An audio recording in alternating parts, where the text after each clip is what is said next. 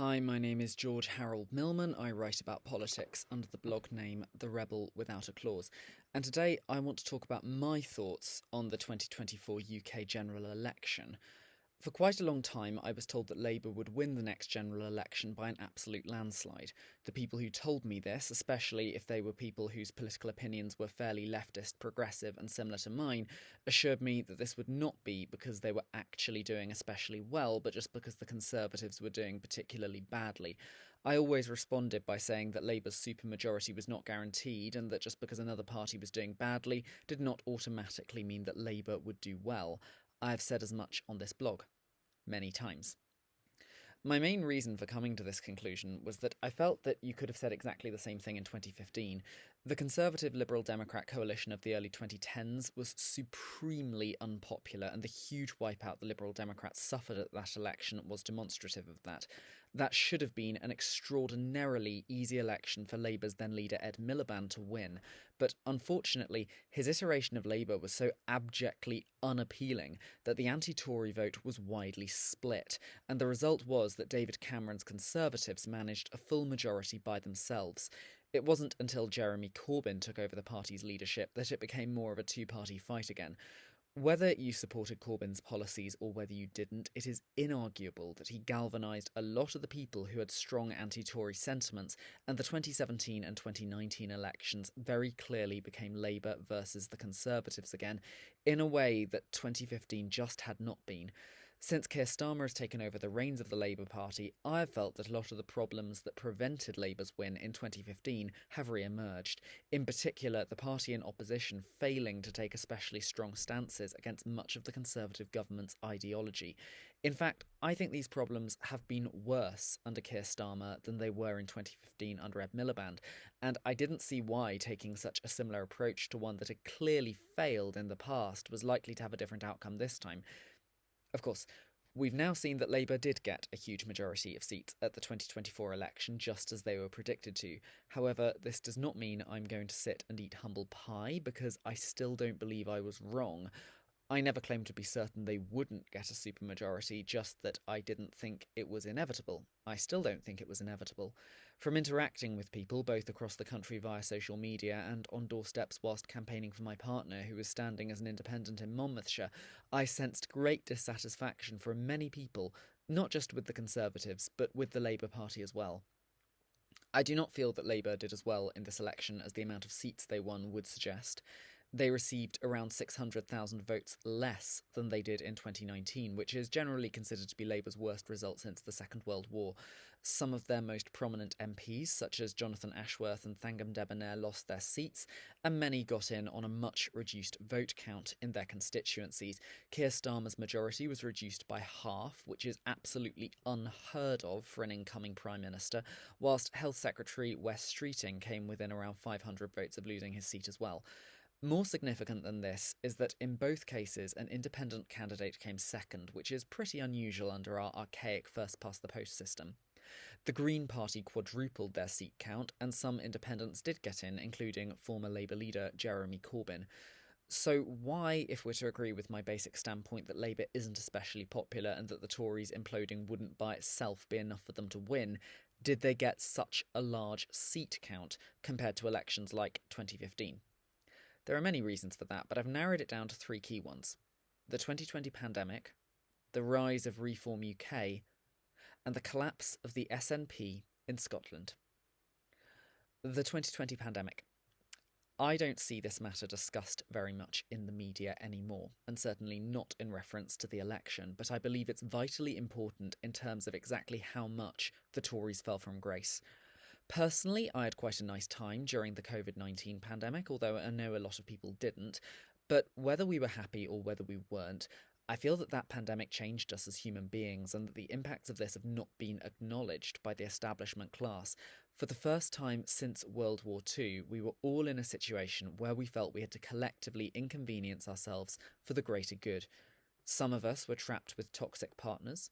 Some of us missed loved ones' funerals. Some of us were far shorter of money than normal. Some of us, me included, were lucky enough to be generally okay, but if we were, we felt obliged to check in from time to time with people who might not be. But that was okay, because we were doing the right thing and all in it together. I remember the day the glue snapped, when Dominic Cummings decided to drive to Barnard Castle ostensibly to check his eyesight, and government ministers tripped over themselves to defend his behaviour. At this point, that community spirit died. People thought quite rightly that they'd been taken for absolute mugs, that they put themselves to great inconvenience for the safety of everyone, and the people who made these rules couldn't even be bothered to follow them themselves. At that point, we all decided we couldn't be bothered anymore to follow the rules, even in the interests of keeping people safe, and when scandals like Partygate came out, we didn't lose any respect for the government, because there was already none left. The irony is that from the Conservative government's perspective, this probably didn't feel especially significant because they've always had contempt for the common people and consider themselves to be exempt from the rules. They're so far removed from people's daily lives that they probably saw nothing wrong with what they did.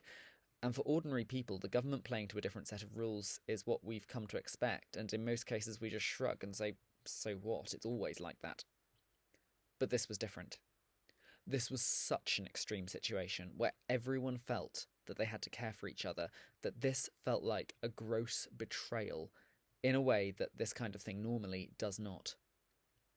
Another feature of the 2020 pandemic is that it gave a lot of people a bit of time to think. Many found new hobbies or discovered they had talents that they didn't know about themselves. It gave us the time to think about what we wanted to do with our lives, what values we hold, and what we wanted to do with them in ways that normally we don't quite have time for. These feelings have stayed with us since, and there are many people now in creative work that they picked up during lockdown. This time taken has, I think, made it more possible to recognise when our elected officials are taking advantage of us. Of course, this one itself would only result in the Tories doing badly, not necessarily in Labour gaining seats, but I think it does explain a big part of why they were so much more unpopular than normal. The rise of Reform UK. Reform UK is the new name for the Brexit Party, which advocated for a no-deal Brexit in the late 2010s. Although they're not the same party, it bears a striking resemblance to the UK Independence Party, or UKIP, mainly due to the ongoing association both parties have had with the politician Nigel Farage, who is Reform's current leader and serves as the MP for Clacton. It wouldn't be accurate or fair for me to say that Reform doesn't have any coherent policies, because it clearly does if you take the time to read them, and my local Reform candidate Max Windsor-Peploe gave some quite thought-out and complex answers to questions during the one single hustings he attended, even if I didn't agree with what he said. However, what I can say is that when canvassing on doorsteps and meeting Reform voters, it was quite rare for them to be able to coherently explain what their policies actually were, besides vague comments like, it's all the immigrants, isn't it? Reform may have some policies, but they have not taken the time during their campaign to make clear what these policies actually are, or what the causes are of our societal problems. What UKIP, the Brexit Party and Reform all have in common, and what Nigel Farage in particular is exceptionally good at, is that they purport to be the main anti-establishment option for voters. This is demonstrated by the fact that they received the third highest vote share nationwide. People were sick of both the Tories and Labour. Reform UK recognised this and presented themselves as being a credible alternative. Just as a personal anecdote, I found that potential Reform voters were some of the most easy to talk to about my partner Owen's campaign, even though his actual politics are radically different from theirs and Nigel Farage's. This is because a lot of the time this wasn't actually about anyone's policies. It was about wanting to send a message that people want to be listened to a bit more, and voting for a really good independent does that just as much as voting for a party like Reform. In reality, Reform UK is not anti-establishment. Its organisers have just learned how to appear to be, when in reality they care very little about ordinary folk, and are connected to exactly the same kind of powerful individuals as the Conservatives are. This can be seen by how much they're featured in the mainstream media. Nigel Farage is one of the most frequently featured faces on Question Time, in spite of the fact that until last Thursday he'd never been an MP. Whereas someone like Caroline Lucas of the Green Party has appeared far less often, despite having been in Westminster for 14 years. With the complete lack of impartiality from the UK's media, a truly anti-establishment politician could never hope to receive this amount of prominent coverage. The aim is to purport to be anti-establishment whilst driving the UK's domestic and foreign policies increasingly to the extreme right. However, there are some major differences between UKIP and Reform UK. The most important one for this election is the fact that UKIP's aim was not really to gain seats. It was more to spook the Conservative Party into adopting more of their policies, in particular to pressure David Cameron into ordering a referendum on the UK's continued membership of the European Union. Reform UK isn't so interested in this, perhaps because it could see that at this point the Conservative Party was dead in the water. Its aim is more ambitious than this. It's to take advantage of the complete drop in support for establishment politics generally, and for this, they do need seats. In my constituency of Monmouthshire, the newly elected Labour MP Catherine Fuchs unseated incumbent Tory David T.C. Davies, who had held the seat since 2005. Her majority is roughly the same amount of votes that Reform got. I will not say that this is fundamentally the reason why Labour won that seat, as I don't believe Reform's voters would necessarily have otherwise voted Labour. I actually think my partner Owen, as I don't believe Reform's voters would necessarily have otherwise voted Conservative. I wrote that wrong. I'm going to read that one more time. I will not say that this is fundamentally the reason why Labour won that seat, as I don't believe Reform's voters would necessarily have otherwise voted Conservative. I actually think my partner Owen could have got more votes as an anti-establishment candidate in the absence of Reform. Nevertheless, the fact that Reform was more interested in taking votes from the Conservatives than UKIP were has overall benefited Labour. Although I'm concerned by the rise in Reform, I do really hope that by sitting as an MP, it will become apparent to the populace how devoid of practical measures to improve our lives Nigel Farage actually is. In the meantime, I'm confident in the left's role in presenting decent principles as an alternative, but these will not come from the Labour Party, they'll come from people who are truly anti-establishment and not just purporting to be. The collapse of the SNP. I believe that the performance of the SNP is the most crucial reason why Labour did so much better in this election than they did in 2015. In 2015, pretty much all the other parties were wiped out across Scotland as the SNP dominated, winning 56 out of a total 59 Scottish seats. This was embarrassing for all the other parties, but particularly for Labour, as Labour has traditionally dominated Scottish politics. The reason for the SNP's success is not because Scottish voters have fundamentally different values to voters across the rest of the UK, it's merely that they happen to be presented with a valid alternative to neoliberalism when the rest of the UK was not. Fast forward to 2024, and the SNP has lost huge numbers of seats. There is no one single main reason for this, and I don't know enough about Scottish politics to feel comfortable speculating. I feel that there were just too many small things that made the SNP far less appealing than they were 10 years ago, including having constant changes of leader since the departure of Nicola Sturgeon. It is this to me that has caused the Labour Party to get so much more success at this election, as Scotland is the nation where the Labour vote has increased the most. In England it remained fairly static, and in Wales, where I live, it actually fell.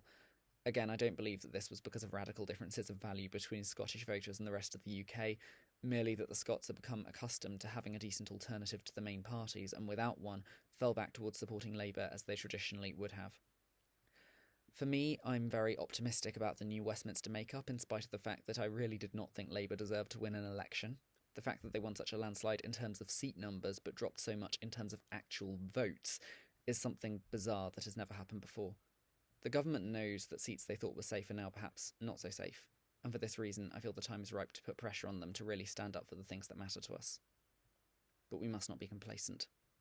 If we are, our NHS will be privatised, our civil rights to protest will be stripped from us, and our general quality of life will be radically reduced before we can say, we shall not be moved. Thank you for watching, and I apologise for the slip-up earlier when I said Labour when I meant Conservative. I don't particularly edit these videos, they're just me, and sometimes I slip up, so I apologise for that.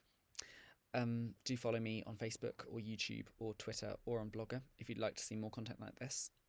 Facebook is still causing me issues, but hopefully I can overcome them. I'll see you again soon. Thanks, bye.